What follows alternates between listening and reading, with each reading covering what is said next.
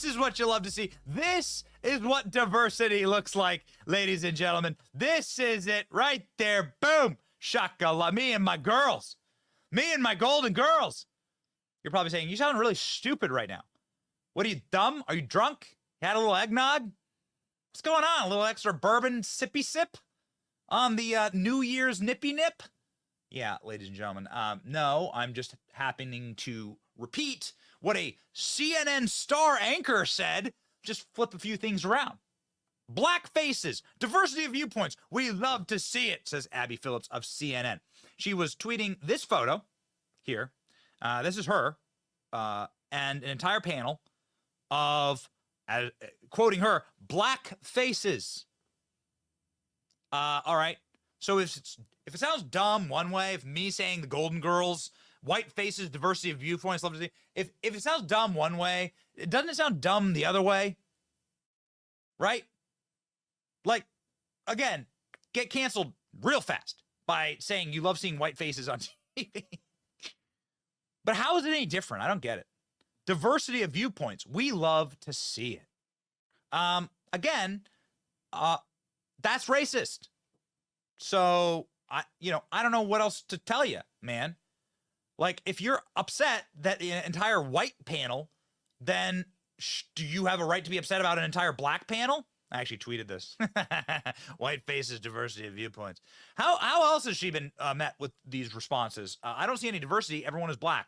Nobody else has any representation in the scene. But no diversity of opinion. How is there any diversity in this picture? Diversity of viewpoints. Doubt it. Says, quoting, I guess, black voters voting way into the 90th and 80th percentile for Democrats since the 1930s. Diversity would dictate a multiracial panel. This looks discriminatory or lacking of another opinion. Diversity of viewpoint. Then by this logic, wouldn't there be a white, Mexican, or Asian face on the panel? Representation sucks. This is what eventually happens. Is it, though? Thanks, Thor. This is what eventually happens when you actually do believe racist things. What's going on, everyone? It's Talks Kenny here today, and I honestly believe diversity is racism. Diversity is racism under new management, guys. So, as you saw from the intro, that was an old clip, maybe a week from now when you guys are watching this. Oh, Happy New Year's, by the way. And is this idea that for some reason, an all black, the NBA, for instance, is considered diverse because it's 76% black. Is it, though? Diversity is the means of, hey, everyone looks different. We have different points of view, different kinds of people in the NBA, but that's not the case. The Black Panther movie was considered diverse, an all black cast, but it's diverse. How? It's an overrepresentation, if you wanted to put an argument for that. And it goes back to this idea that, and this racist idea, in my view anyway, that the only way you can relate to people is if they look like you. And it's a kind of self-centeredness, almost narcissistic way of thinking about things. That I can't see myself being successful at something unless I see someone that looks similar to me doing it. Huh? And this is a way of dehumanizing other people. And I like the example that Benny had in the beginning, that saying that all black faces and different viewpoints is diverse, then it will also be true that an all white panel with different viewpoints are diverse. And you saw in the intro, people were shooting back and say, hey, diversity of viewpoint, I doubt it. And I do doubt it. Because what diversity really means is conformity. You must conform to the orthodoxy. You must conform to the dogma that we want you to adapt. And I want to show this clip where Constantine, which has been a favorite guy I like to reference a lot, he brings up a study about how people perceive victimhood through their own inherent bias. Let's take a look. Did an experiment where they told a group of women that they're going to put scarring on their faces or visual disfigurements of some kind. And then they would go into an interview, and the purpose of the experiment is to work out whether the interviewer is going to treat them differently because of their facial disfigurement. What they didn't tell the women is, as they were leaving to go for the interview, they touched up their makeup and, without showing them the facial disfigurement, removed the scarring. So they went into the interview thinking they're facially scarred, but they weren't. And they came back reporting massive levels of discrimination, specific comments that the interviewer had made about them that they perceived. So you see what you expect to see. This is why teaching people victimhood is so dangerous, because it makes them victims. And that's also true with diversity. You teach people what diversity is, so then people will assume that's what diversity is. Diversity is what? What's the only thing that was missing there? What is considered diverse? If the NBA was 74% white, would that have been considered diverse? No, it wouldn't. It would be considered, oh, we need more representation. We need more representation. Because there's a perceived powerless people. Black people are powerless, helpless. They can't help themselves. Therefore, it is not diverse unless they're overrepresented. Because it's seen as a way of equalizing things. But who's responsible for equalizing it?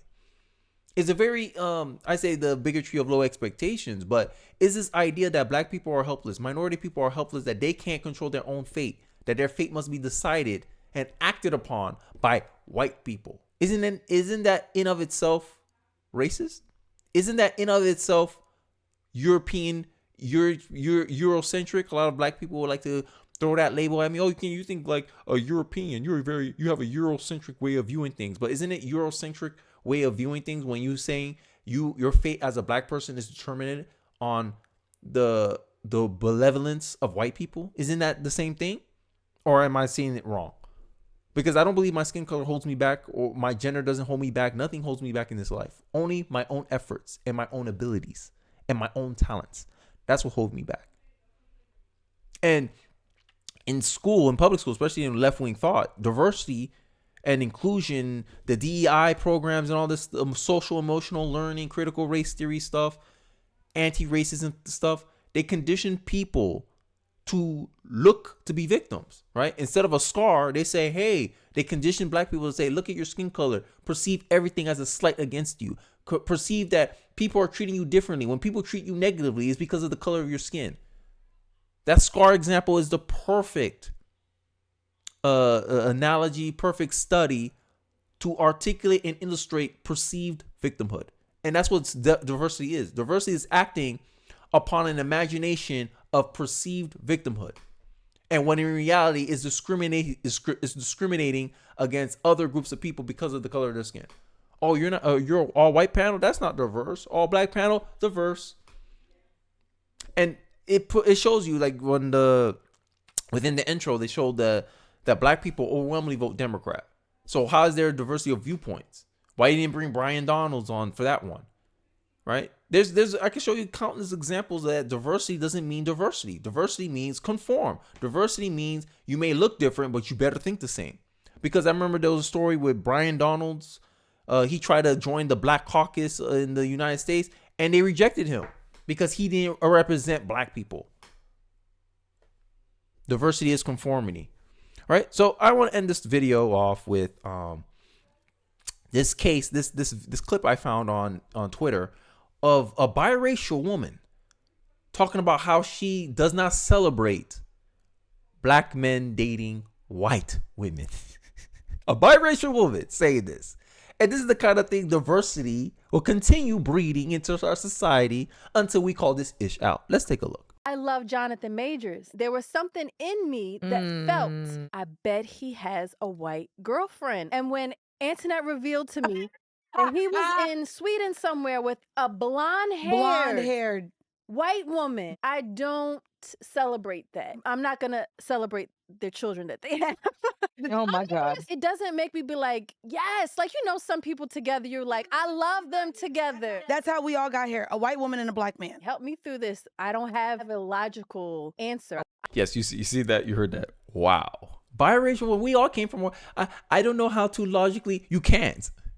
It's purely emotion. And this is what diversity is. It's a purely emotionalism. We're letting, it's almost like, you heard of itocracy? It's almost like we're run by a victocracy. Victims run the country. Whoever's the biggest victim gets to run the rules. Okay, I'm a biracial black woman condemning that a black man is dating a white woman. But I'm a product of that union. But I hate, like, this is my problem with biracial people. Y'all guys are not black. I'm sorry. I don't care who your mama is. I don't care who your daddy is. You're not black. Because black people don't look like you. My sons don't look like me. They look like me, obviously. But They're not like, if you compare my son and a kid that's 100% black, their hair texture is not the same. Some of their characteristics are not the same. He may take some from me, take from his mother, but there's a difference between a black baby and a biracial baby. And to pretend that both of them are the same, it's rooted in a racist idea of the one drop rule. And this is the problem I have. This lady's trying to act like, oh, I'm trying to, because I feel like a lot of biracial people, they feel the need to be accepted in the black community. So they push things that are counterintuitive to their actual existence. Oh, I hate interracial marriage. I don't celebrate interracial marriage, even though I'm a product of interracial marriage. It's the same way with all these DEI people who are pushing against white people and all this stuff. And then you find out their husband's white. Oh, this country is founded on white supremacy, but they're married to a white man. It's the same issue here.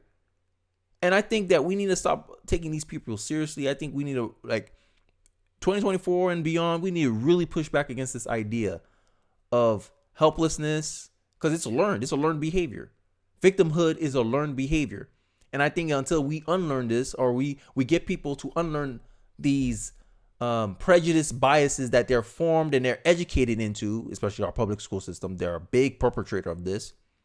We'll continue to have this divide in our country. But let me hear your thoughts in the comment section. Do you agree with me on diversity? Do you disagree with me on diversity? Let me hear your thoughts in the comment section. I really would love to hear them. Don't forget to like, comment, subscribe, and I'll catch you guys on the next one. Peace.